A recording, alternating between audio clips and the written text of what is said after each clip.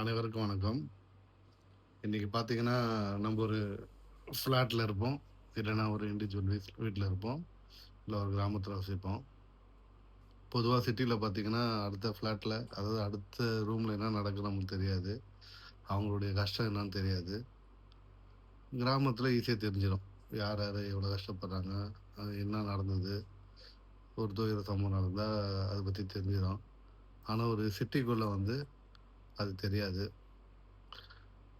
அப்படி இருக்கும்போது இன்னைக்கு டிவிகே தலைவர் அவர்கள் வந்து தீபாவளிய கொண்டாட வேணாம். யார் கொண்டாட வேணாம்?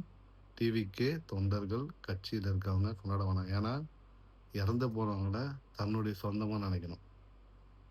தன்னுடைய சொந்தமா நெனைச்சாங்கன்னா, கண்டிப்பா ஒரு ஃபெஸ்டிவல் கொண்டாட மாட்டாங்க. ஏன்னா, நம்மளுடைய கலாச்சாரம் எப்படின்னா, நம்ம வீட்ல யாரோ ஒருத்தவங்க இறந்துட்டாலோ, ஒரு கெட்ட நிகழ்வு நடந்தாலோ, அந்த வருஷத்துல வர ஒரு நல்ல விழாக்கள்ல நம்ப ஒத்தி வைப்போம்.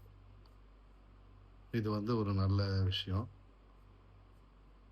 டிவிகே தலைவர் அவர்கள் இந்த அறிவிப்ப வெளியிட்டதுக்கு ரொம்ப மகிழ்ச்சி. டிவிகே தொண்டர்கள் இத ஃபாலோ பண்ணணும்னு நான் ரொம்ப விரும்புறேன்.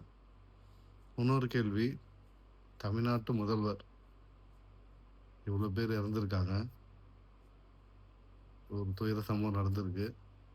ஏன் அனைத்து மக்களும் இந்த வருஷம் தீபாவளி கொண்டாடக்கூடாது? நம்மளுடைய மக்கள் இறந்து போயிட்டாங்கன்னு அறிவிக்கல. அது எனக்கு ஒண்ணும் புரியல. "தான ஆடாவிட்டாலும் தன் தசை ஆடும்." அங்க தசை ஆடல. ஸோ எங்க வலிக்குமோ, அங்க தான் வந்து ரியாக்ஷன் இருக்கும். ஸோ வலிச்சது யாருக்குன்னா, தலைவர் விஜய் அவர்களுக்கு. ஏன்னா, தன்னுடைய சொந்தங்கள் அவன் யாரா வேணா இருக்கலாம். தான் கூட்டத்துக்கு வந்து இன்னும் அவர் கட்சி இன்னும் அங்கீகரிக்கப்படல. இன்னும் வந்து பொறுப்புல வரல. தேர்தல வந்து சந்திக்கல. இருந்தாலும் இறந்தவன் யாரா இருந்தாலும், தன்னுடைய சொந்தமா நெனச்சு அறிவிச்சிருக்காங்க.